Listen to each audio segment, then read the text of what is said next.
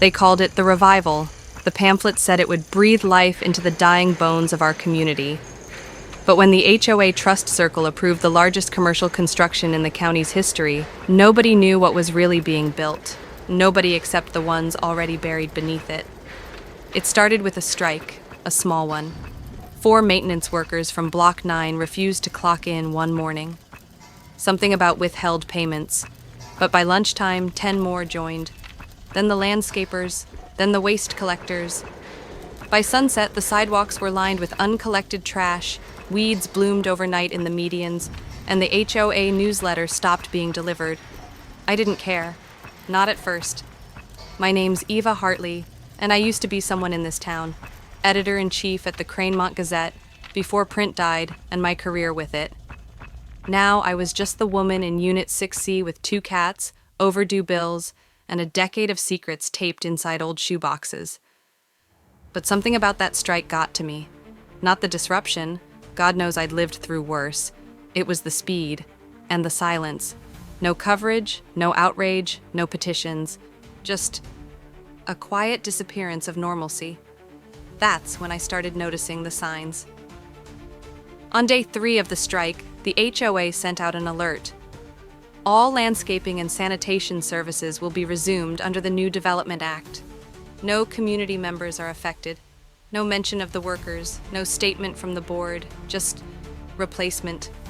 On day 4, a construction truck rolled into the field across from the old dog park. By day 5, that field was a crater. I asked around. No one had answers.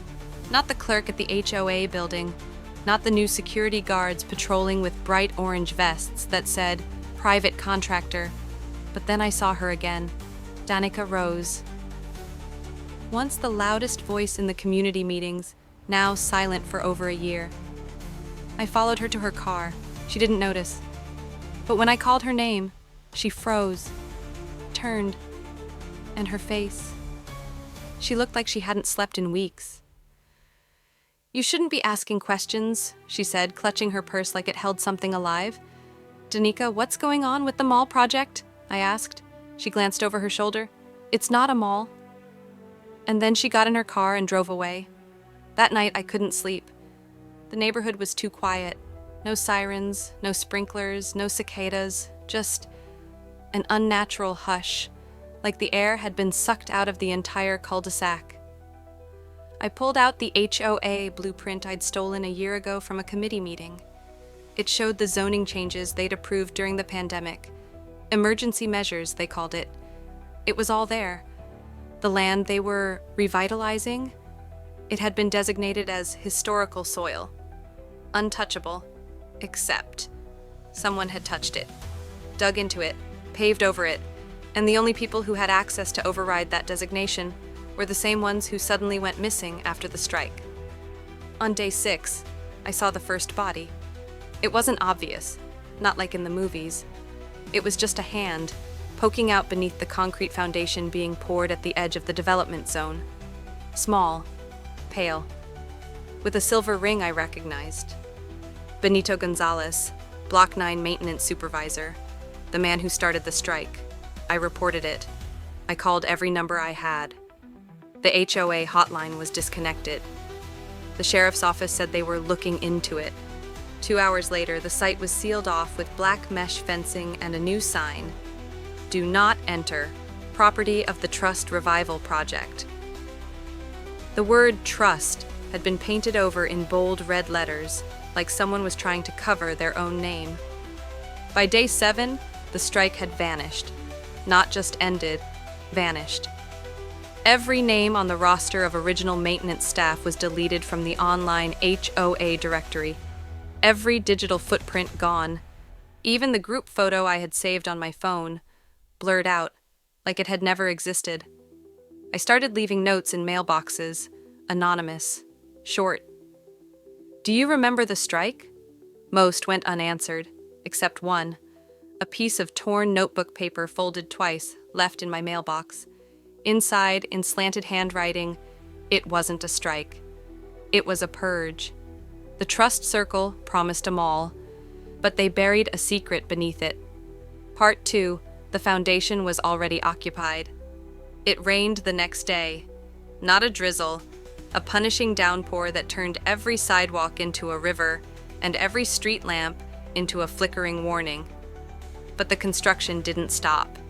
They worked through the thunder, no helmets, no brakes, just figures in gray jumpsuits pouring concrete with military precision. I counted 12 of them, then 14, then more. Their movements were synced, mechanical. They never looked up, not once. Small, pale, with a silver ring I recognized. Benito Gonzalez, Block 9 maintenance supervisor, the man who started the strike. I reported it. I called every number I had. The HOA hotline was disconnected. The sheriff's office said they were looking into it. 2 hours later, the site was sealed off with black mesh fencing and a new sign. Do not enter, property of the Trust Revival Project. The word trust had been painted over in bold red letters, like someone was trying to cover their own name. By day 7, the strike had vanished. Not just ended, vanished. Every name on the roster of original maintenance staff was deleted from the online HOA directory. Every digital footprint gone. Even the group photo I had saved on my phone, blurred out, like it had never existed. I started leaving notes in mailboxes, anonymous, short. Do you remember the strike? Most went unanswered, except one. A piece of torn notebook paper folded twice, left in my mailbox. Inside, in slanted handwriting, it wasn't a strike, it was a purge. The Trust Circle promised a mall, but they buried a secret beneath it. Part 2, the foundation was already occupied. It rained the next day, not a drizzle, a punishing downpour that turned every sidewalk into a river and every street lamp into a flickering warning. But the construction didn't stop. They worked through the thunder, no helmets, no brakes, just figures in gray jumpsuits pouring concrete with military precision. I counted 12 of them, then 14. Then, more. Their movements were synced, mechanical. They never looked up. Not once. I watched from my upstairs window for hours, scribbling every detail in the margins of an old HOA meeting agenda. But it wasn't until I saw the van, the same black, unmarked van that used to deliver to the former HOA headquarters before it burned down, that I felt something deeper than dread. I felt watched. I drew my curtains and backed away. And then I heard it. A sound I hadn't heard in over a year. A sound I hoped I'd never hear again. The chime. 3 soft tones, always in the same order. It used to play before every community-wide announcement. The HOA claimed it was harmless, just part of the trust communication system. But people who heard it at night, they changed. I opened my door. A small speaker had been installed overnight on the lamp post across from my house, glossy black, no wires. The moment I stepped outside, it chirped again. I wasn't alone anymore. That night, I drove to the edge of the development zone, past the old dog park, past the fake mall signs, to the one place no one had paved over yet, the garden strip. It used to be where neighbors planted herbs and vegetables, held community yoga, gossiped under hanging lights. Now, just dirt, cold, disturbed dirt, and in the center, a single broken sign half buried under mud. It used to say, "Welcome to the Trust Garden," but the only word still legible now was, "Burial." I dug with my bare hands. The earth was too soft, like it had been disturbed recently, and after only minutes my fingers hit wood. A box, heavy, smooth, not a coffin, a crate. I opened it and nearly screamed. Inside were uniforms, the old maintenance jumpsuits, folded, pressed, stained with something dark, and on top, a photograph of the HOA board, standing in front of the future mall site, all smiling, except one face was scratched out, violently, with what looked like a key. Danica. I confronted her again. She met me in the cul-de-sac at midnight, wearing a hood, her hands trembling. "You're not supposed to know," she said. "Tell me what they're building."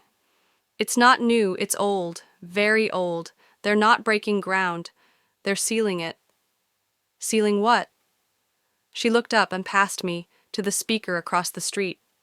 The thing we buried in '92. It's still breathing. I didn't sleep again. Instead, I broke into the HOA archives, or what was left of them. The building was condemned after the fire, but I still had my old keycard. The scanner was dead, but the side window wasn't locked.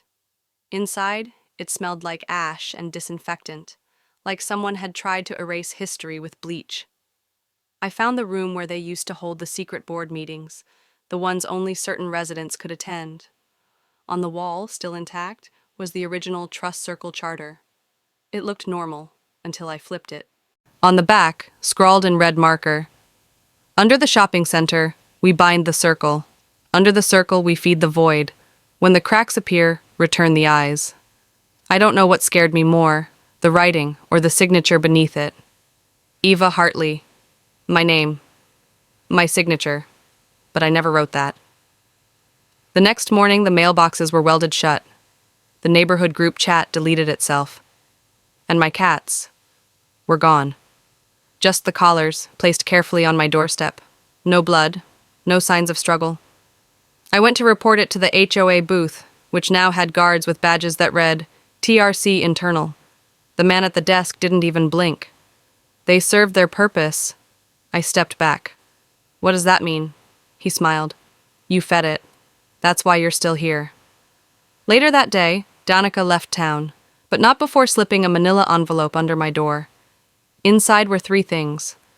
A blueprint of the mall, but every store was labeled holding chamber. A newspaper clipping from 1992, 12 dead in construction collapse, Trust Circle project suspended indefinitely. A cassette tape labeled last meeting, do not play at night. I played it anyway. And what I heard wasn't human. I waited until 2 a.m. to play the tape again. Not because I wanted to, but because the speaker outside my house chirped 3 times. And then, silence. The kind of silence that feels thick, the kind you breathe in like smoke. The cassette whirred softly in the old player. I sat cross-legged on the floor, the blueprint of the mall spread out in front of me like a map of someone else's mind. Then, the voice began. Not one voice, 12, layered, whispering in rhythm, like a chant through broken intercoms. We built above, it grew below. We promised concrete, it took blood. The circle must be sealed. The circle must be sealed. It repeated 7 times, then a pause, then crying. A woman, guttural, exhausted crying, and between the sobs, "It's awake." The strike failed. They're using the new mall as a door. And then a final line that didn't come from any speaker. It came from behind me. A voice. Deep, genderless, mechanical. "You've heard too much, Eva." I turned. Nothing. Just my own reflection in the TV screen, except it blinked, and I didn't. The next morning, every house had a yellow envelope taped to the door. Mine read, Mandatory Orientation, Trust Mall Phase 2. Inside, a letter printed on thick stock paper with the old HOA crest stamped in gold. As a valued resident of the Trust Circle, your participation ensures the success of our future. All residents are to attend the groundbreaking ceremony. Absence will be noted. Compliance ensures continuity. On the back, a map and a wristband. Black. Everyone else got white. The day of the ceremony, they gave us bottled water and pre-wrapped snacks. It felt like a music festival, but no music, just banners, balloons, smiles too wide and guards too still. They led us to the center of the mall, which was still just rebar and dirt. A woman in a suit, who didn't blink once during her 7-minute speech, welcomed us to the foundation of prosperity. Then, they brought out the shovels. Everyone was told to take 1 scoop of dirt. Symbolic. But when I dug, I hit something solid. Metal. And then I saw it. Others hit it too.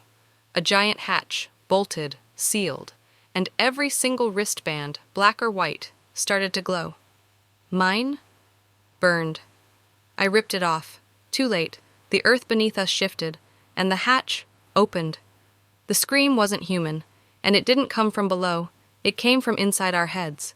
A frequency, a vibration, like someone shaking your skull from the inside.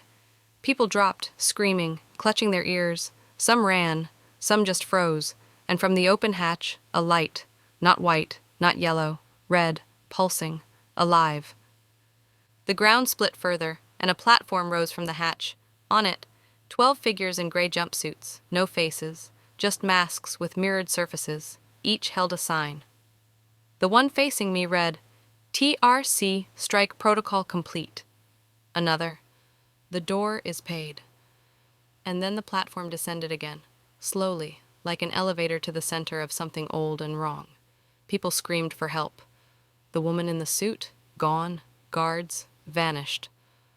Only the 12 remained. Until even they sank back into the hole. Then, silence. Except one sound. Chimes, 3 tones, and a voice over the loudspeaker. Phase 3 initiated. Thank you, residents. The banners changed. No longer welcome to Trust Mall. Now they read, Welcome back.